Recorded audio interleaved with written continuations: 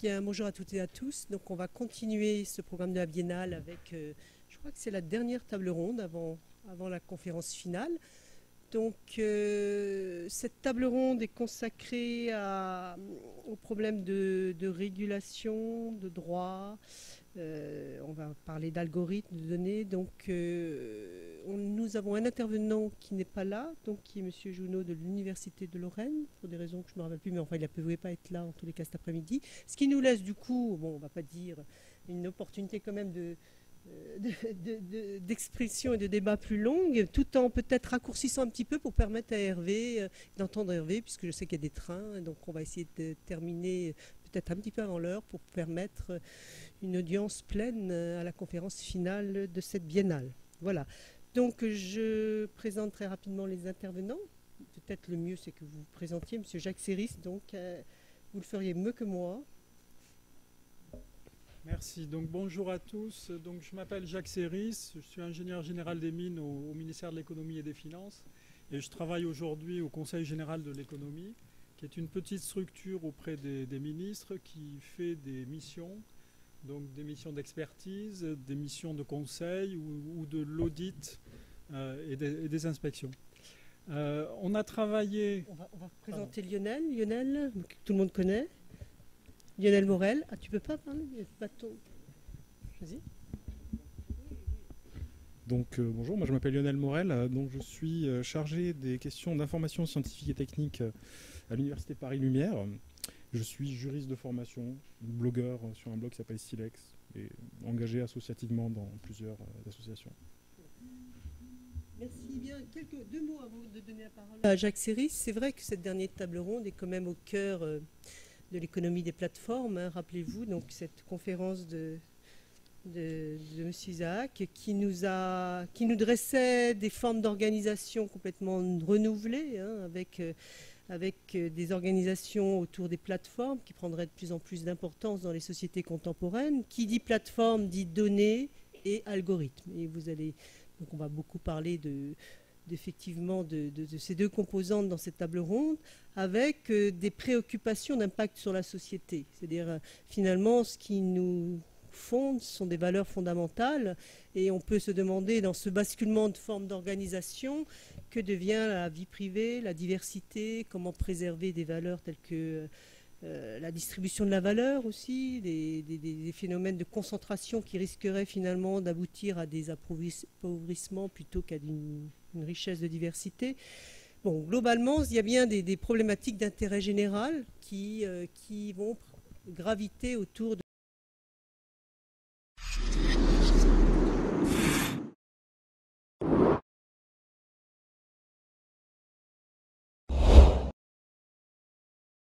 cette dernière table ronde. Et la vraie question, ce sera avec quel instrument? Comment peut-on effectivement aujourd'hui réguler cette économie numérique, économie des plateformes, entre des instruments qu'on avait hier, la loi, les contrats, les autorisations, les contrôles et d'autres paradigmes. L'idée de voir aujourd'hui qu'est-ce qui sera le plus efficient pour essayer de penser nos sociétés de demain en termes de régulation. Voilà, j'ai assez dit de généralité, mais je pense que c'est important de cadrer cela, et c'est à ce niveau-là que va se porter un petit peu le débat. Monsieur Jacques Séris, c'est à vous. Donc merci. Alors nous, on a fait un travail sur les algorithmes qui n'est pas un travail spécialisé dans l'univers du livre ou des bibliothèques. Hein, c'est un travail généraliste que je vais vous présenter maintenant. Mais bien évidemment, beaucoup de ce qu'on peut dire s'applique dans tous les univers spécialisés. Alors une petite référence à Amazon, parce que finalement la puissance des algorithmes, elle est apparue au début des années 2000 sur Amazon. Si vous faites des recherches sur le net, vous verrez que quand Amazon s'est lancé comme librairie en ligne, il avait une équipe éditoriale. Et c'était le plus d'Amazon. C'est-à-dire qu'Amazon disait, nous, on n'est pas seulement une manière d'acheter les livres en les commandant sur Internet, mais on a une équipe éditoriale qui va faire des analyses, qui va vous donner des conseils. Et cette équipe éditoriale était très réputée. C'était une équipe qui avait, aux États-Unis au moins, pignon sur rue. Et puis au début des années 2000, ils avaient commencé à développer leur algorithme de recommandation. Et ils ont testé l'équipe éditoriale contre l'algorithme.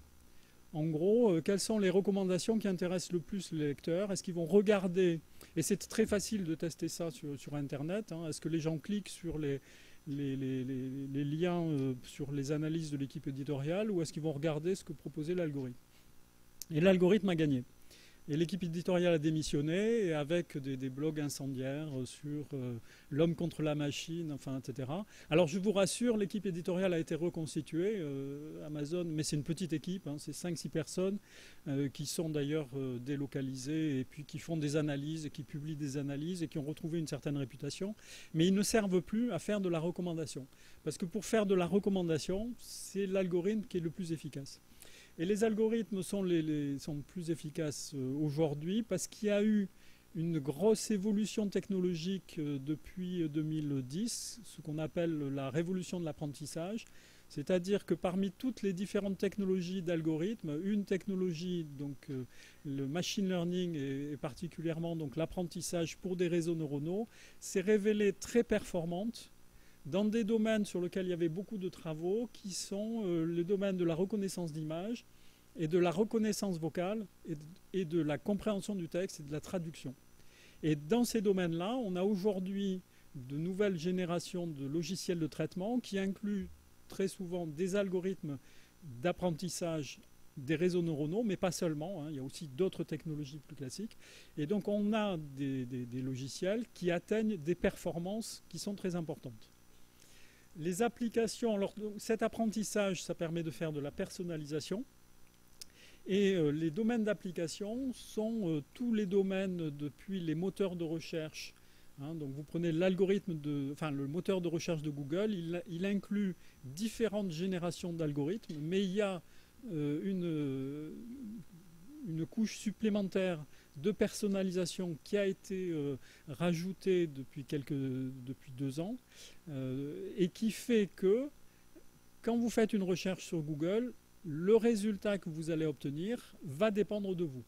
Va dépendre de vous. Pourquoi? Parce que l'algorithme peut être entraîné pour comprendre ce que vous dites. Hein, ça, c'est les algorithmes qui font de la reconnaissance de langage naturel. Donc, ils vont être capables d'interpréter l'intentionnalité de votre requête et pas simplement de qualifier les mots-clés qui se retrouvent dans ce que vous tapez. Et puis, parce qu'il va aussi essayer de comprendre ça à la lumière des requêtes passées que vous avez déjà effectuées. Donc on est dans la personnalisation. Bien entendu, tous les algorithmes de recommandation, que ce soit Netflix ou Amazon, marchent comme ça. Vous avez aujourd'hui des assistants personnels, hein, des chatbots si c'est en conversationnel, ou si vous prenez les pods pour la maison comme Alexa d'Amazon, vous allez rentrer en conversation avec un micro qui va derrière mobiliser les différentes applications que vous pouvez utiliser et par exemple qui va être capable, le système va être capable, sachant qu'il a accès à votre agenda, vous avez un rendez-vous demain à telle heure, sachant que vous prenez votre voiture, votre application préférée de conduite va faire une estimation du temps qui sera d'ailleurs remise en temps réel et donc le réveil va sonner à la bonne heure et puis si par hasard les embouteillages sont plus nombreux que prévu, vous allez avoir un rappel en disant dépêche-toi, il y a plein d'embouteillages, tu risques d'être en retard. Voilà, donc ce genre d'application est possible. Ça peut être aussi du conversationnel pur, hein, les chatbots sur Internet. Donc vous en avez, je ne sais plus combien de milliers, je ne sais pas si ce n'est pas plusieurs centaines de milliers sur quelque chose comme 200 000 sur Facebook, ou enfin un chiffre incroyable. Donc c'est des intermédiaires dans lesquels vous tapez des textos, enfin toutes sortes de... Et puis on vous répond et vous avez une conversation personnalisée. Vous commencez à avoir quelque chose qui ressemble à une interaction avec une personne. Vous avez évidemment tout le diagnostic médical. Donc la base aujourd'hui, c'est la reconnaissance d'image. Hein, donc vous avez des algorithmes de reconnaissance d'image qui commencent à être plus performants que les spécialistes.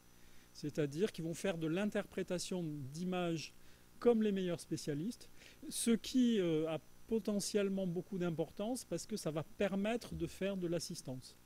Hein, plus généralement, vous avez l'intelligence artificielle d'IBM qui est un ensemble de programmes qui s'appelle Watson Et donc vous avez Watson dans le domaine de la santé, qui s'est spécialisé en oncologie et qui offre un service à des hôpitaux à travers le monde entier. Et si ça vous intéresse, je peux développer, essayer de vous montrer un peu ce qu'on sait faire. C'est aussi la robotique. Hein. Vous pouvez sur Internet voir des petits films de robots qui vous les poussez, ils se relèvent.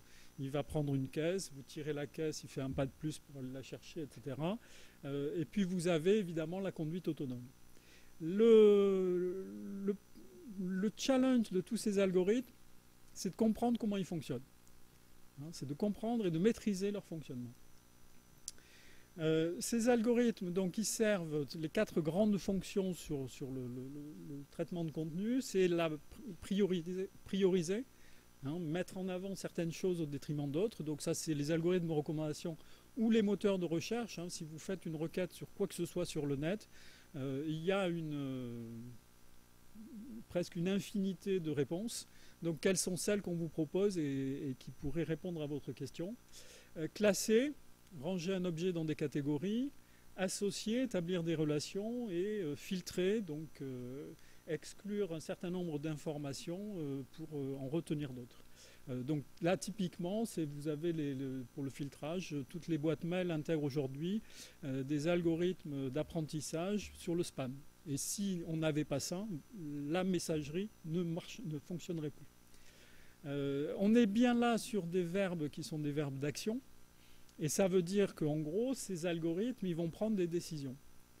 Ils vont prendre des décisions et donc ça peut poser des questions de complexité et d'opacité. Alors, dans un traitement algorithmique, la complexité arrive très vite. Dès que vous avez du multicritère, il est difficile de comprendre comment ça marche. Mais là, on est dans un degré qui va bien au-delà de complexité. Pourquoi vous faites une requête sur Google? Pourquoi est-ce que c'est tel lien qui va sortir en premier?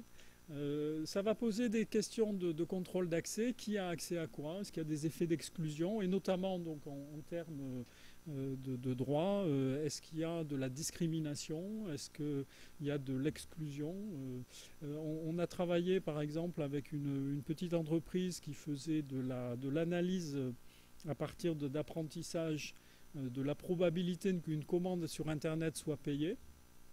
Donc vous faites une commande sur Internet, etc. Et derrière, il y a un algorithme qui va tourner et au moment de cliquer, en gros, le fournisseur de service va avoir un score en disant je pense que cette commande est à problème ou pas. Et si c'est à problème, il peut demander des garanties supplémentaires.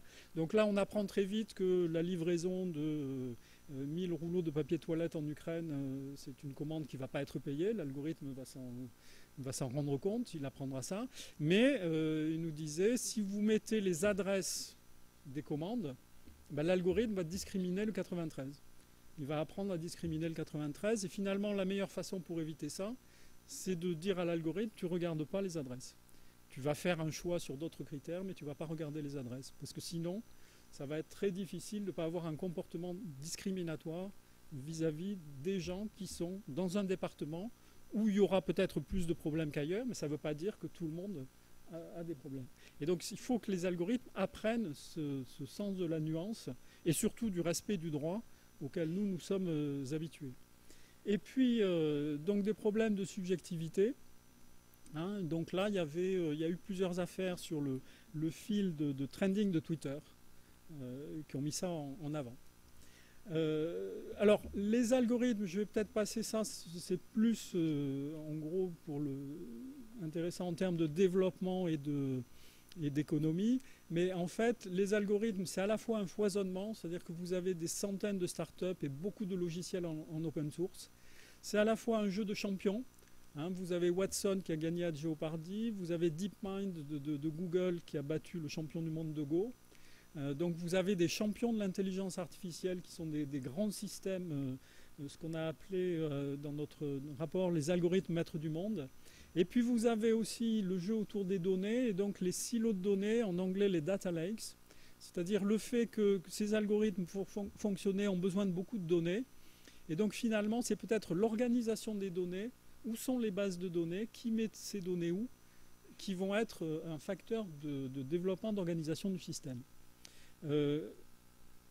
Voilà. Vous l'avez rappelé, en fait, dans ce qui se passe avec les internautes, on ne peut pas séparer les plateformes, les données et les algorithmes. Hein, donc en gros, vous avez ce que j'essaye de montrer sur ce dessin, qui est toujours un peu abstrait comme les dessins qui veulent trop résumer de choses. Quand un internaute va faire une navigation, il va y avoir les contenus, les applications et les services qu'il voit.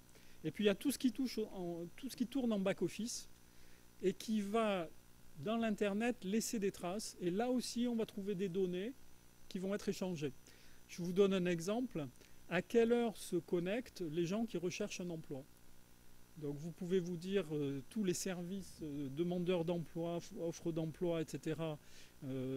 Tournent autour de CV, de compétences, de postes, etc. Mais en fait, quand vous regardez l'offre de service, savoir à quelle heure et avec quel terminal, est-ce que c'est chez eux à partir d'un fixe ou est-ce que c'est à partir d'un smartphone que les gens se connectent, c'est intéressant pour développer le service. Et donc on est dans les métadonnées, ce qu'on appelle les métadonnées, qui deviennent extrêmement importantes pour faire des services de qualité. Les impacts des algorithmes, donc ce sont des impacts économiques.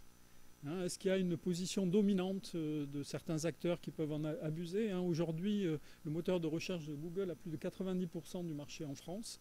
Est-ce que ça donne un avantage donc important à Google? Dans des marchés annexes, typiquement, du coup, Google prend une part croissante du marché de la publicité.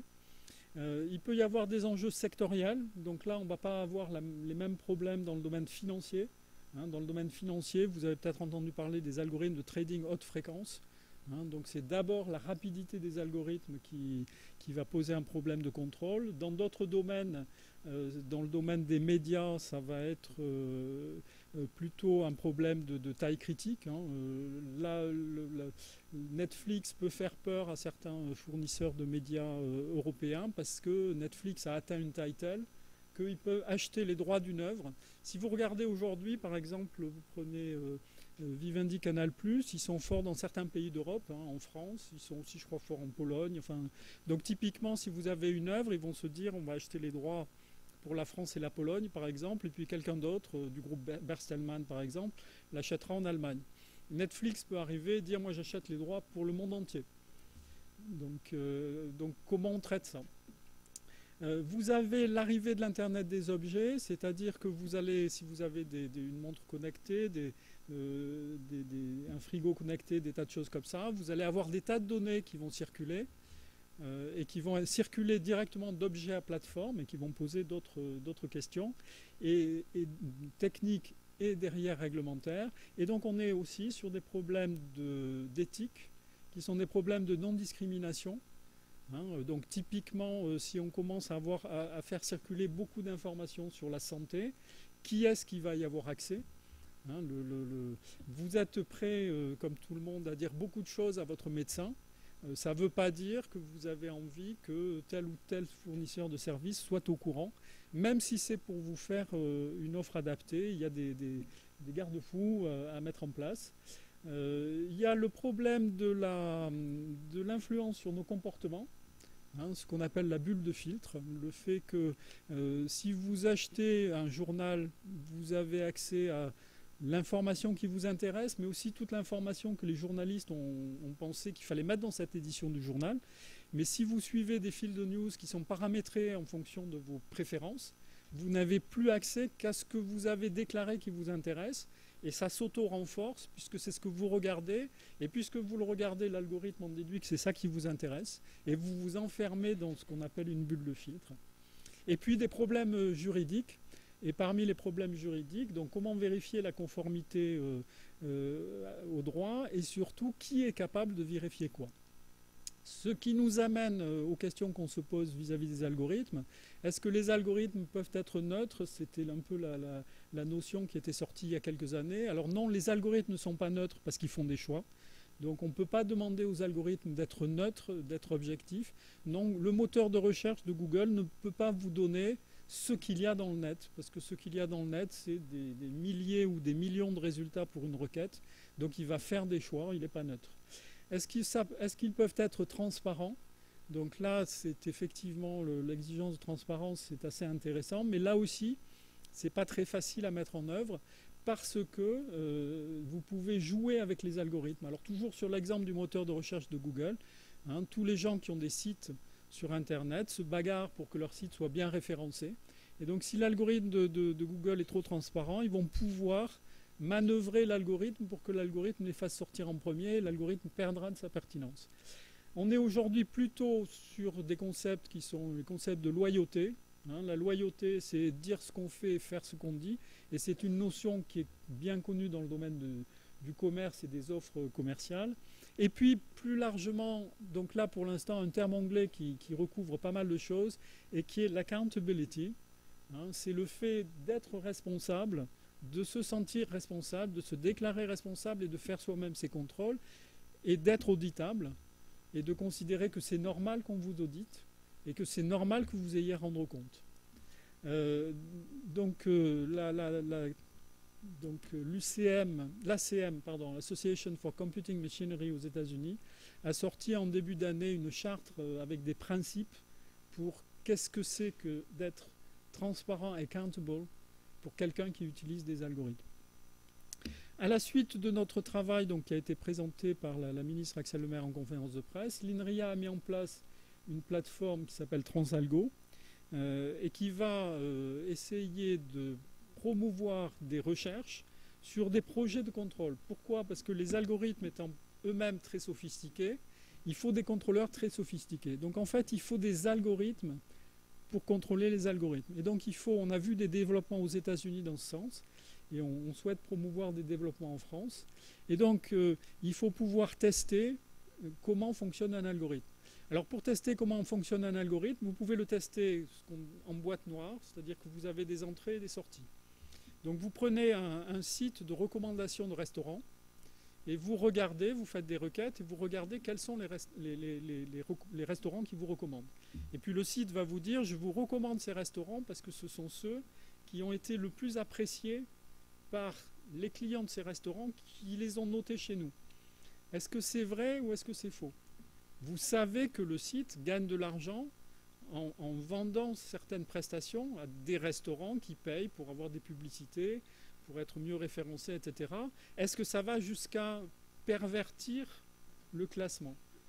Voilà. Si le site dit, j'en tiens compte, hein, si comme Google, vous avez les résultats de la recherche naturelle, mais au-dessus, vous avez les annonces qui sont clairement marquées comme des annonces, c'est loyal. Il vous dit, Google ne vous cache pas qu'il a des annonces et puis qu'il a ce qu'on appelle le référencement naturel. Mais si c'est caché, il faut pouvoir le voir. Pour le voir, il faut faire beaucoup de tests. Et pour faire beaucoup de tests, en fait, il faut une machine qui fasse du test. Donc il faut un logiciel de test qui va pouvoir faire des tests en grande quantité.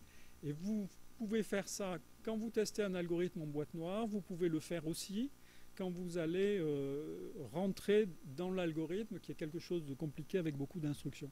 Vous pouvez faire aussi du test d'entrée et sortie, hein, typiquement. Est-ce que l'appareil et les algorithmes qui ont dessus transmettent un certain nombre de données et à qui? Donc vous regardez les entrées-sorties et vous analysez les entrées-sorties. Donc voilà, l'idée c'est de développer des outils de contrôle, de pousser aussi à faire de la transparency by design en bon français, c'est-à-dire à faire en sorte que les concepteurs de ces machines prévoient dans le fonctionnement de la machine que la machine soit capable d'expliquer comment elle fonctionne. Et là, on est par exemple sur quelque chose qui est absolument nécessaire pour l'aide au diagnostic médical.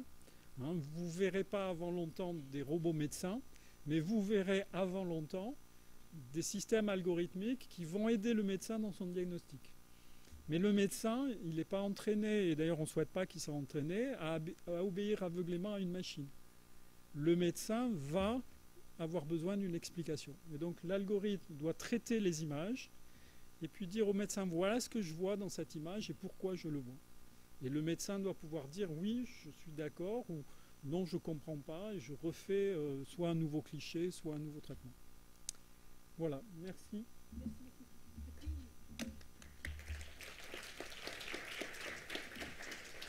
On ne l'a pas dit en introduction, mais Monsieur Céris a rendu un rapport en 2016 au ministère de l'économie, de l'industrie et du numérique sur justement la régulation des algorithmes. Je ne sais plus quel était le titre exact.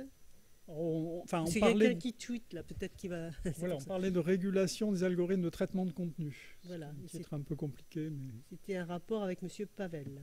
Hilarion Pavel. Voilà. Donc vous pouvez le retrouver en ligne et je vous encourage à le lire.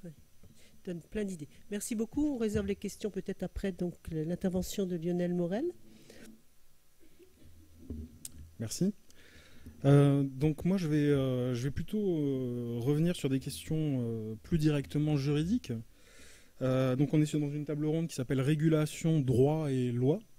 Et la question qu'on peut se poser, c'est comment faire en sorte que les plateformes, aboutir à une régulation des plateformes, c'est-à-dire à les soumettre à l'observation de règles. Et vous avez cité dans les principes, par exemple, quelque chose comme la loyauté ou la responsabilité. C'est des principes très profonds qui sont dans notre droit depuis l'époque des Romains, en fait, et sur lesquels on a construit des civilisations. Et on se rend compte qu'il est devenu aujourd'hui extrêmement difficile de faire respecter ces principes-là aux grandes plateformes sur Internet. Donc la question, c'est comment faire en sorte d'arriver à nouveau que ces acteurs obéissent à des grands principes qui correspondent à des valeurs. Et quel est le biais qui sera le plus efficace pour y parvenir? Alors, j'avais appelé ma présentation « Régulation des plateformes, la fausse piste de la propriété intellectuelle ». Parce que vous allez voir qu'il y a une énorme tentation aujourd'hui, notamment au niveau européen. On est en plein dans une révision de la directive européenne sur le droit d'auteur, de se dire que c'est par un renforcement des droits de propriété intellectuelle que nous allons arriver à nouveau à soumettre les plateformes à l'obéissance à des règles. Donc on en parlera tout à l'heure. D'abord, ce que je voudrais dire, c'est qu'on est en plein dans l'actualité, parce que vous avez certainement vu que le Conseil national du numérique a lancé une grande consultation sur la confiance dans les plateformes, qui fait suite à un discours du président Macron qu'il a fait à Tallinn, où il y a eu un Conseil de l'Union européenne spécialement tourné vers le numérique, où il a annoncé une ambition forte de soumettre les plateformes à nouveau à un ensemble de règles. Et dans la foulée, le Conseil national du numérique lance une consultation sur la confiance dans les plateformes à l'ère du numérique. Et alors c'est assez intéressant d'aller voir, ça court jusqu'au 17 novembre, donc on peut tous contribuer. Et c'est assez intéressant d'aller voir comment les questions sont tournées. Il y a deux thèmes. Il y en a un, c'est sur la modération des contenus, les discriminations, la vie privée, la loyauté des relations commerciales. Et le deuxième thème, qui est assez intéressant, c'est quel scénario institutionnel pour une régulation nouvelle génération? Alors, formulation intéressante, ça sous-entendrait qu'il y aurait une ancienne génération qui serait dépassée, il faudrait trouver une nouvelle génération de régulation. Et quand on regarde comment les termes mêmes sont formulés, c'est assez intéressant. D'ailleurs, il y a d'ailleurs une sorte de mise en abîme assez fascinante à ce qu'une consultation sur les plateformes soit elle-même posée sur une plateforme et qui n'est pas du tout neutre.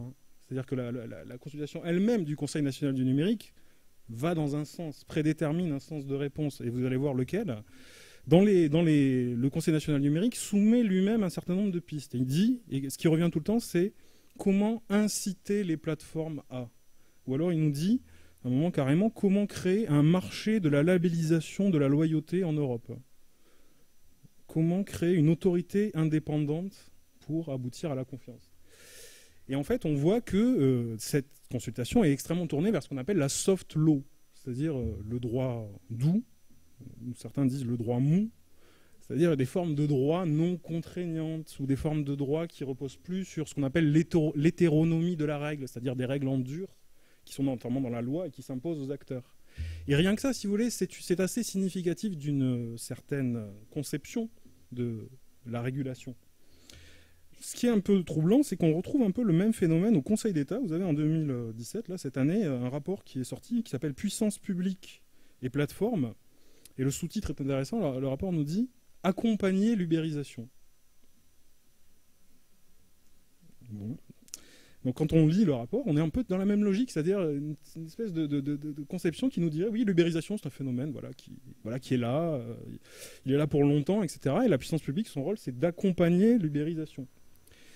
Et là, vous voyez, il y a une sorte de recul de l'ambition régulatrice, en fait. Parce que la régulation, on peut la concevoir d'une manière beaucoup plus dure et beaucoup plus ferme.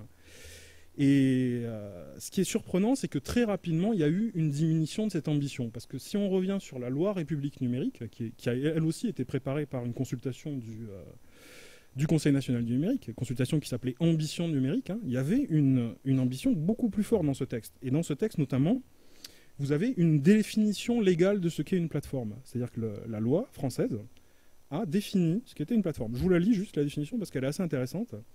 Activité consistant à classer ou référencer des contenus, des biens ou services proposés ou mis en ligne par des tiers.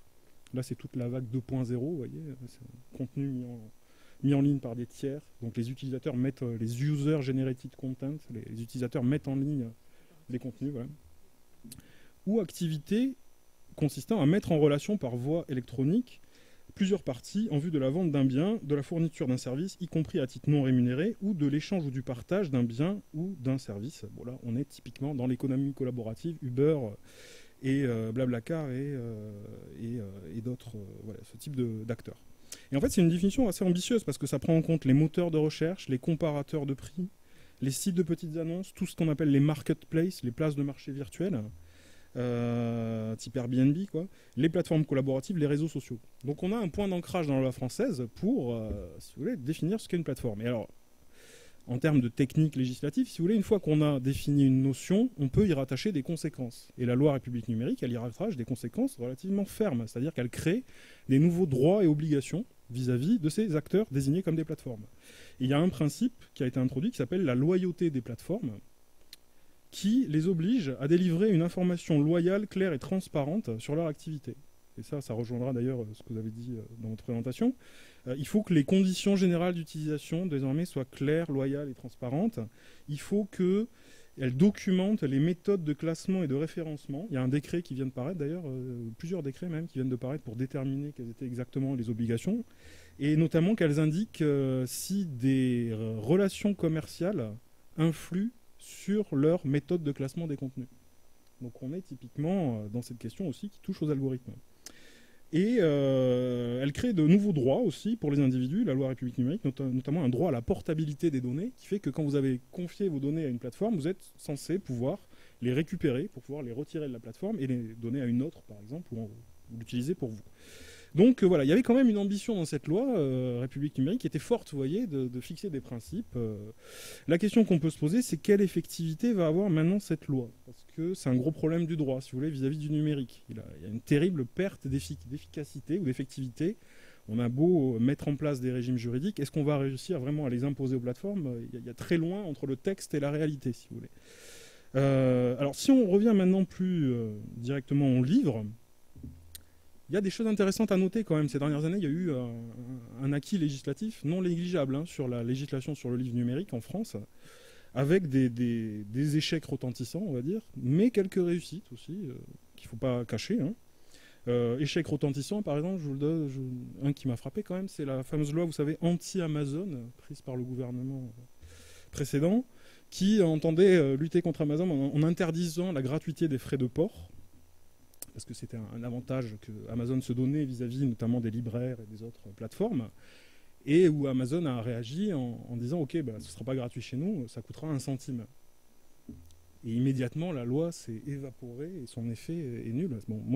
Ça fait rire comme ça, mais c'est très grave en fait, parce que ça discrédite très profondément l'activité législative et l'autorité de la loi. Et il y a quand même une responsabilité des gouvernements à faire ce genre de choses, parce que, on dit toujours, vous savez, il faut légiférer en tremblant, mais là, il aurait fallu peut-être un peu trembler un petit peu plus, quoi.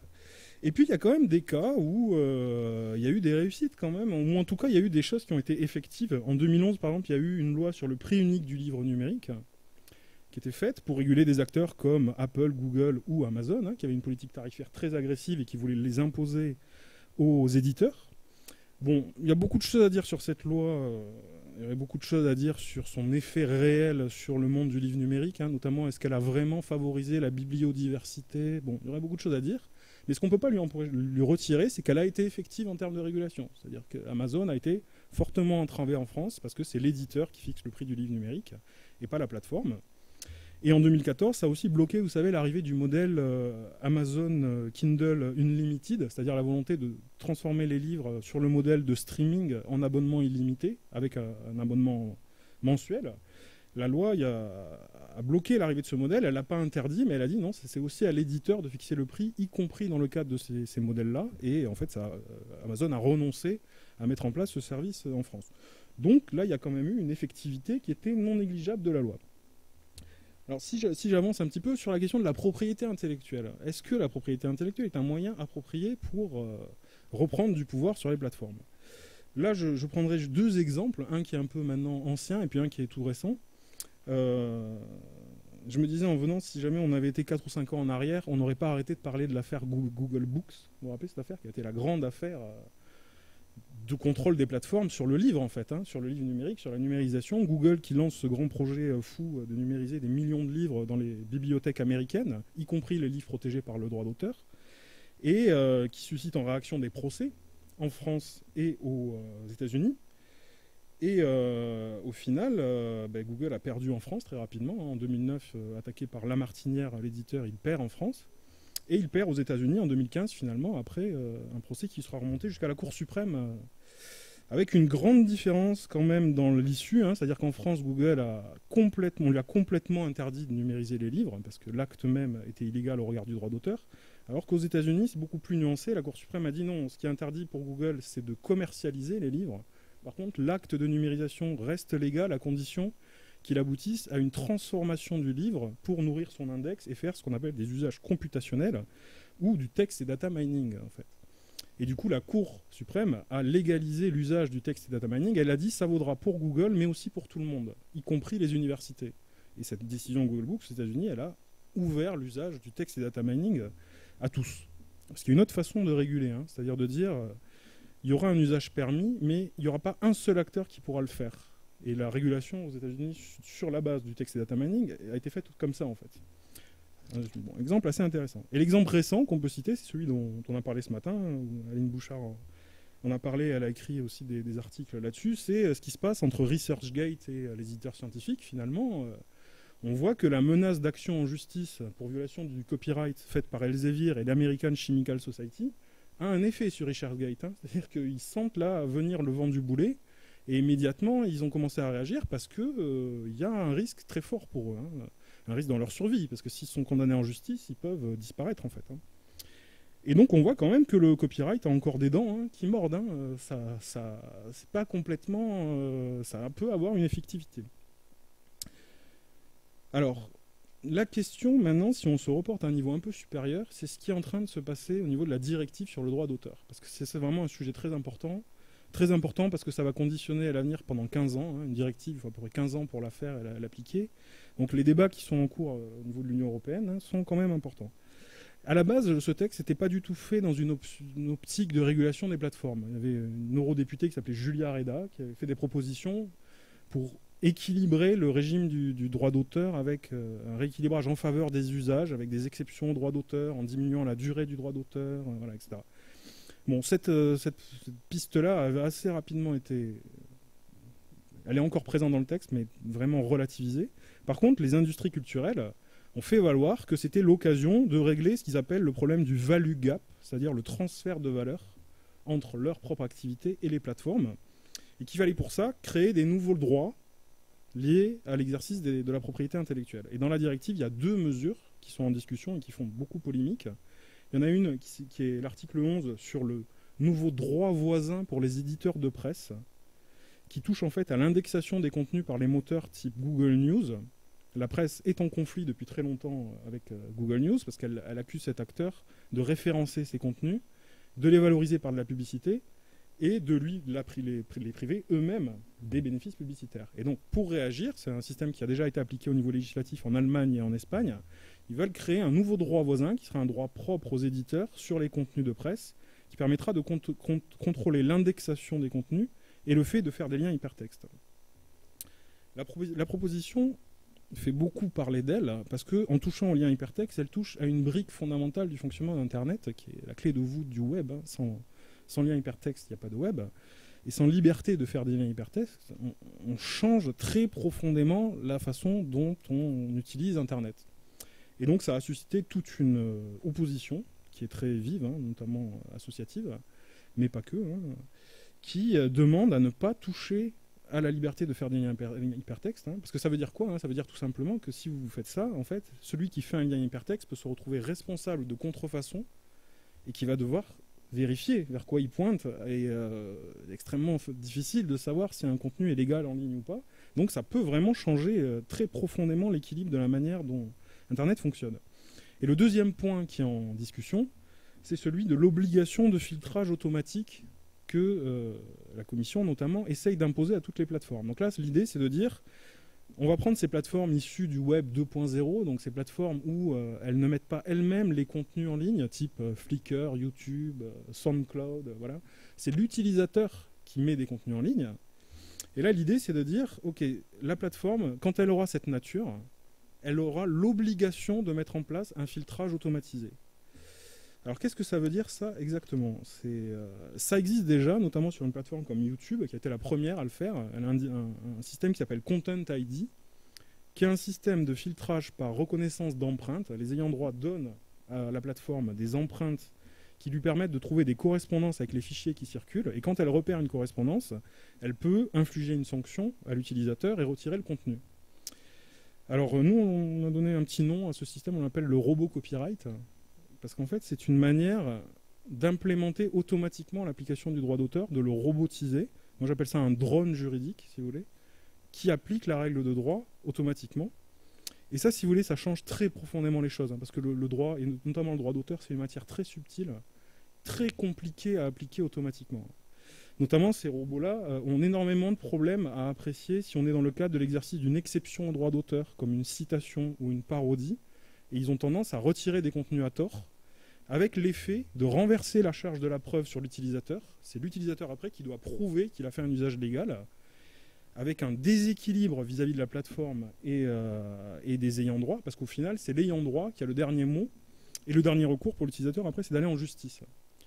Et donc là aussi, il y a pas mal de discussions sur ce point, beaucoup d'associations, dont certaines dont je fais partie, qui disent que c'est mettre en place une police privée du droit d'auteur, qui en plus va avoir l'effet de donner un très gros pouvoir à ces plateformes. Hein. Et on peut se demander si c'est vraiment de la régulation. Et là, je termine sur une notion que Ghislaine Chartrand nous avait demandé de traiter, c'est ce qu'on appelle l'autorégulation des plateformes. En fait, ce dispositif, si vous voulez, il traîne depuis très longtemps dans les visions. Les ayants droit le poussent beaucoup, la Commission européenne le pousse beaucoup, l'État français le soutient beaucoup. C'est l'idée, en fait, que il faut que la plateforme, en fait, s'auto-régule sous menace. C'est-à-dire, on le dit, si toi-même, tu n'appliques pas des règles, alors tu vas être sanctionné. Et c'est exactement la logique qu'on voit dans cette directive européenne. Et ce qui se passe quand on fait ça sur une plateforme, c'est qu'en fait, on va la pousser à exercer un pouvoir de police sur les contenus qui circulent chez elle.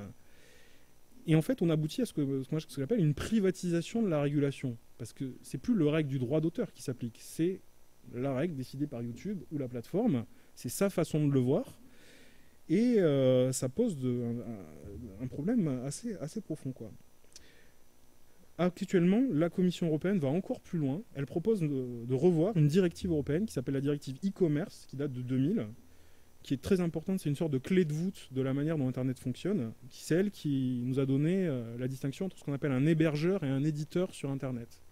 Donc un hébergeur, c'est un intermédiaire technique qui se contente d'héberger les contenus. Et l'éditeur, c'est un agent qui choisit volontairement de mettre en ligne des contenus. Quand vous êtes éditeur, vous êtes frontalement responsable. On vous fait peser une responsabilité. Tout ce que vous mettez en ligne en le validant, en le décidant, vous en êtes responsable. S'il y a une diffamation, vous pouvez être condamné. S'il y a une violation du droit d'auteur, vous pouvez être condamné. Vous ne pourrez pas vous dédouaner de votre responsabilité. Quand vous êtes hébergeur, vous n'êtes pas responsable. Vous ne l'êtes que si on vous signale qu'il y a une illégalité et que vous n'agissez pas vite pour retirer les contenus. Ça, si vous voulez, c'est ce que j'appelle l'accord de Yalta numérique. C'est-à-dire c'est une sorte de partage des responsabilités qui a permis à Internet de se construire. Mais qui pose beaucoup de problèmes aujourd'hui, parce qu'on est bien d'accord qu'un YouTube n'est pas un hébergeur passif. On l'a bien vu ce matin, quand on voit par exemple Sens Critique, on voit bien que Sens Critique n'est pas un hébergeur passif. Il a un rôle actif qui n'est pas forcément un rôle éditorial au sens classique, mais qu'il a un rôle. Donc la question c'est, si jamais on fait basculer ces acteurs-là dans la catégorie des éditeurs et qu'on les soumet a une responsabilité frontale, ce qui va se passer, c'est qu'ils vont faire de la police en fait. Et est-ce qu'on a vraiment envie de faire ça, quoi? Parce que ça va leur donner un pouvoir qui est colossal. Et alors, bon, moi, je dois vous avouer que bon, je fais un peu de lobbying au Parlement européen, ça m'arrive, hein, via notamment une association qui s'appelle la Quadrature du Net. Et dans les couloirs du Parlement, on croise des fois les lobbyistes de YouTube, ça nous arrive, de Google.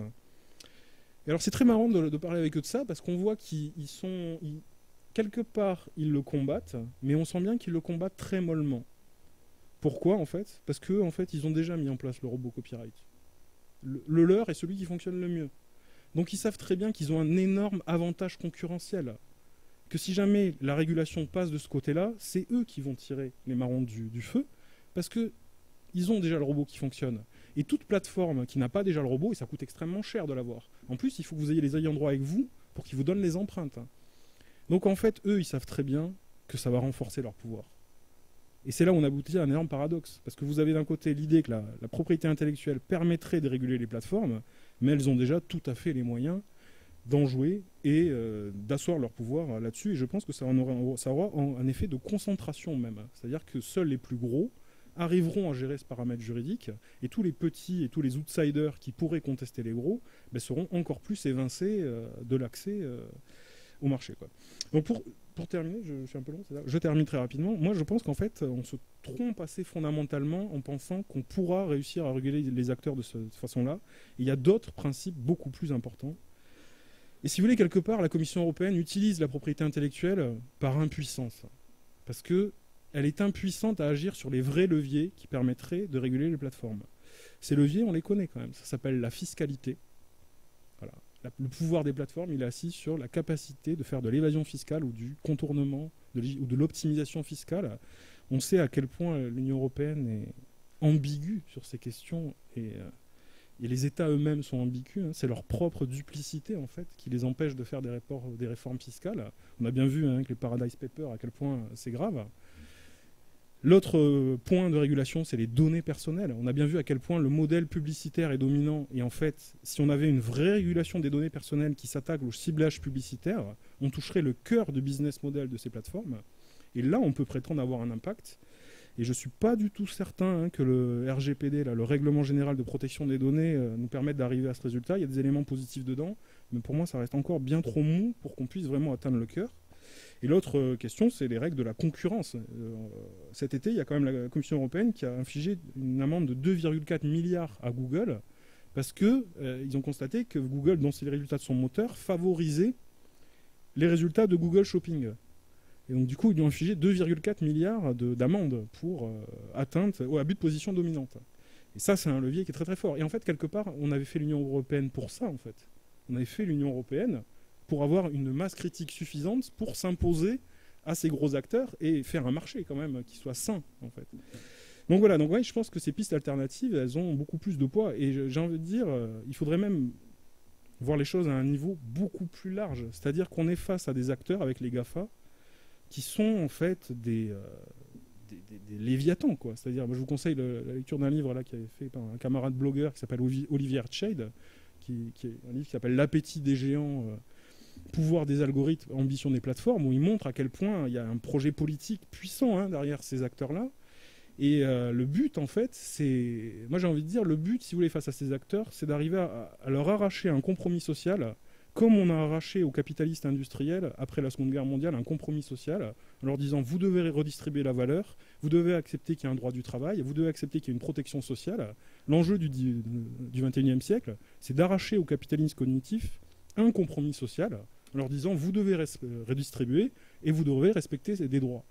Et ça, si vous voulez, c'est un enjeu qui est beaucoup plus large que la question simplement de la propriété intellectuelle, quoi. Il faut être beaucoup plus ambitieux dans notre façon d'aborder ces plateformes parce que sinon, ça aura un effet destructeur. Et sur le livre, il y a un enjeu particulier. Sur la culture, il y a un enjeu particulier parce que le pouvoir de ces plateformes passe par la culture. On l'a bien vu. Sens Critique, si vous voulez, c'est un très bon exemple, mais c'est un tout petit exemple, parce que c'est une petite plateforme. Mais tous les gros acteurs ont au cœur de leur modèle les objets culturels, parce qu'il y a un pouvoir très fort à avoir là-dessus, quoi. Merci beaucoup, Lionel. Merci, je pense que... Et merci, Cyrus. Voilà, je pense qu'on prend des questions, on n'en prend pas. On peut, oui, oui. On peut prendre une ou deux questions dans la salle Moi s'il j'en y en aurais, a. mais je vous laisse la parole. Bon là, après Non. 2 jours, ça devient difficile. Bon bah écoutez, dans ce Quelques cas-là, remarques quand même oui. par rapport à nos interventions. Là, d'abord, bon, je pense que bon, les solutions qui ont été évoquées là pour la régulation, alors on peut effectivement, je pense que les mesures pour les algorithmes sont quand même des mesures de bon sens, hein, d'avoir des logiques, des méthodologies de test des algorithmes et qu'on puisse avoir effectivement des responsabilités dans les entreprises qui font des plateformes d'interlocuteurs, Chief Data, enfin celui qui est responsable des algorithmes. C'est quand même un premier pas intéressant, hein, même si on sait que tout ça ne va pas être facile à... Bon, l'enjeu des algorithmes publics est très important. On a l'exemple d'APB, hein, rappelez-vous, l'affectation automatique des lycéens dans les académies, dans les lycées, etc. Enfin, des étudiants dans les universités, excusez-moi. Donc tout ça, c'est des choses importantes. Je pense qu'on commence quand même à apprendre de façon pragmatique. Après, rejeter le fait que la loi est impuissante, bon, je ne suivrai pas complètement Lionel dans ses démarches, parce que finalement, dire que le vrai enjeu, c'est effectivement la fiscalité numérique, oui, mais la fiscalité numérique ne dira rien sur les contenus les fake news qui circulent ça ne règle pas ce problème-là quand même. Je dirais, il faut bien réguler les contenus et avoir des garde-fous sur ce qui circule sur ces plateformes à minima. Donc, il ne faut pas tout mélanger. Je dirais, le dossier de la fiscalité, c'est un vrai dossier, mais ce n'est pas tout à fait le même que l'idée du filtrage, en tous les cas, de mon point de vue. Les données personnelles, oui, mais l'Europe, c'est aussi l'innovation, le marché unique numérique que l'Europe prône. Donc l'idée aussi, c'est de se dire, on ne peut pas tout verrouiller en termes de données personnelles, sinon on ne crée plus, on n'accompagne plus les plateformes, les startups du numérique. Il y a des effets de contradiction et des justes milieux à trouver entre la protection des données personnelles et la création et le développement d'une valeur économique qui crée de la valeur d'emploi. C'est compliqué, hein, c'est un peu compliqué, mais on ne peut pas être complètement à gauche ou complètement à droite, c'est compliqué. Et puis, comment ? À gauche et à droite en même temps. Bon, je n'ai la parole. Voilà. Et bon, après, bon, les problèmes de l'autorégulation, je pense que de toute façon, le numérique ouvre un gouffre de régulation que la CNIL baisse les bras quelque part en disant vous n'avez plus de déclaration à faire à la CNIL. Je dirais, l'idée de responsabiliser les acteurs, c'est quelque part la seule solution en faisant peser la menace quelque part du fait du contrôle et c'est créer des sociétés responsables parce que bon, le bâton ça marche pas très longtemps et c'est pas éducatif, je dirais au contraire, être dans des logiques de surveillance, d'autosurveillance et d'éthique, ça me semble être quand même un enjeu sociétal plus intéressant. Non Oui, sur le filtrage, quand même, ce qui est très intéressant, c'est qu'en fait, ce dispositif, il a été prototypé pour le droit d'auteur, et maintenant, l'ambition de la commission, c'est de l'étendre aux fake news, et de l'étendre au discours de haine et à l'incitation au terrorisme. Alors déjà, autant sur le droit d'auteur, ça produisait des tas d'erreurs, hein, parce qu'en fait, c'est très compliqué hein, de faire de la reconnaissance de contenu, c'est beaucoup plus compliqué qu'on ne pense, et ça provoquait des tas de dommages collatéraux. Autant si vous appliquez du repérage automatique à des choses aussi subtiles que la reconnaissance de la vérité ou l'incitation à la haine et au terrorisme, vous allez arriver à quelque chose qui, moi, me terrifie. C'est-à-dire que dire qu'on va automatiquement réguler ces problèmes-là, moi, ça me paraît vraiment problématique. Et je pense que... Surtout qu'en plus, ça revient à sous-traiter à un acteur comme Facebook la reconnaissance de ce qu'est un contenu incité à la haine ou pas, ou de ce qu'est un contenu appelant au terrorisme, avec toute la définition extrêmement floue et extrêmement politique de ce qu'est le terrorisme. Donc moi, je pense que sur le filtrage automatique, il y a vraiment à se demander jusqu'à quel point cette technologie est toxique, et pour des raisons éthiques, la rejeter. C'est-à-dire que moi, je la rejette en elle-même, parce qu'elle est trop dangereuse vis-à-vis de... Et elle change trop la nature de notre rapport à la loi. La loi, c'est quelque chose d'humain. Les seuls qui ont le pouvoir de déterminer s'il y a une infraction à la loi, c'est les juges. Parce qu'il faut une procédure, un procès, etc. Donc voilà, il y a un enjeu... moi, je suis très dubitatif sur l'automatisation, en fait. Voilà, il devrait y avoir une sorte de limite. Après, sur l'autorégulation... On en parlait tout à l'heure en fait. C'est un peu la même histoire que la responsabilité sociale et environnementale des entreprises. C'est-à-dire que bon, en gros, qu'est-ce qui s'est passé ? La Commission européenne a gravement dérégulé dans ces domaines-là. Et elle a dit, en contrepartie, on va créer une chose qui s'appelle la responsabilité sociale et environnementale des entreprises, qui n'est pas obligatoire. Voilà. Le principe même de cette responsabilité, c'est qu'elle n'est pas obligatoire. Mais si elle n'est pas obligatoire, ce n'est pas une responsabilité.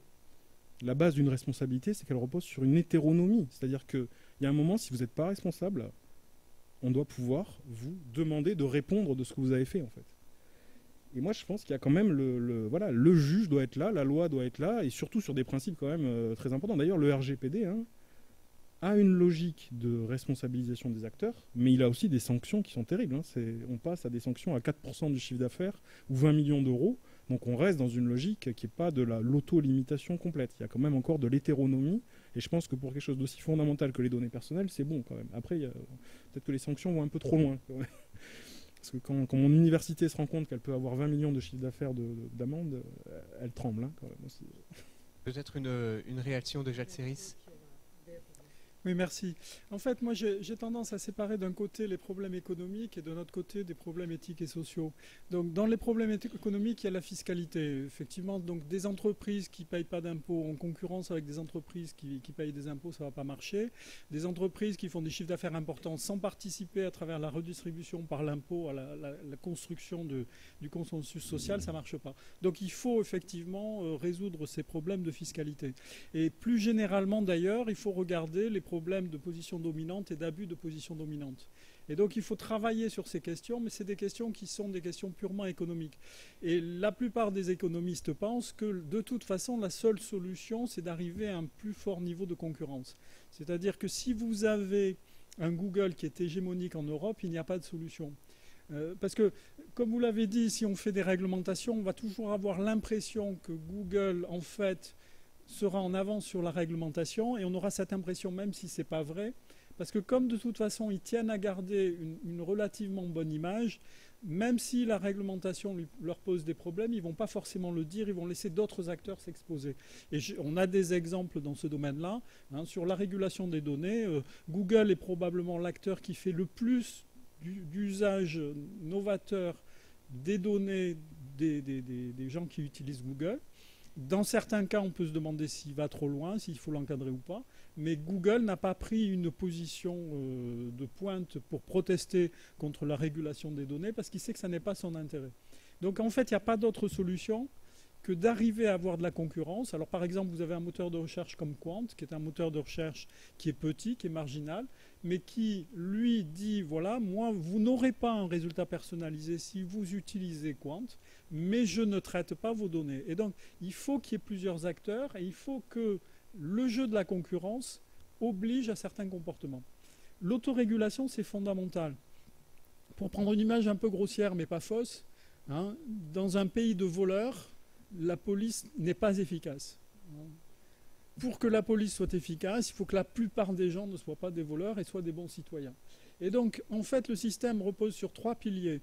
Le premier pilier, c'est d'abord l'autorégulation, et qui permet de distinguer, en gros, les bons des méchants, les gens qui respectent le droit. Et l'autorégulation, c'est l'affirmation « je respecte le droit » et pourquoi et jusqu'où je vais. Ça se construit sur du droit, effectivement. C'est pas l'autorégulation purement soft, ça ne marche pas, on est d'accord là-dessus. Il y a un socle juridique, mais il faut que sur ce socle juridique, il y ait un engagement des entreprises et que ça fasse partie de leur politique et qu'ils montrent comment ils font pour, par exemple, le respect des données personnelles, la qualité des traitements sans discrimination, etc. Après, il faut un gendarme efficace. Et donc là, c'est vrai qu'il faut des outils, et les outils sont compliqués parce qu'il faut que ça soit un gendarme international, et puis un gendarme technologiquement efficace, et ça, c'est clairement un challenge. Et puis, il faut une participation des citoyens. Donc c'est ce que le Conseil national du numérique essaye de faire. Et vous avez quand même un exemple assez fabuleux sur le fait que la Cour de justice européenne a annulé l'accord Safe Harbor parce qu'un Allemand a porté plainte. C'est un individu qui a porté plainte. Et c'était un dossier, je peux vous garantir qu'avant que cet individu porte plainte, il y avait des travails de juristes, il y en a eu beaucoup. Les États s'étaient penchés dessus, il y a eu beaucoup de polémiques sur le fait que cet accord était bon pour l'Europe ou pas bon pour l'Europe, conforme au droit ou pas conforme au droit, etc., etc. Mais à un moment donné, un individu a porté plainte, l'accord a été annulé, il a été renégocié. Donc la participation des citoyens, c'est aussi fondamental. Bien, merci beaucoup de Merci. ces débats. Et puis nous allons donc donner la parole à Hervé Lecronier pour la conférence. Merci encore à vous.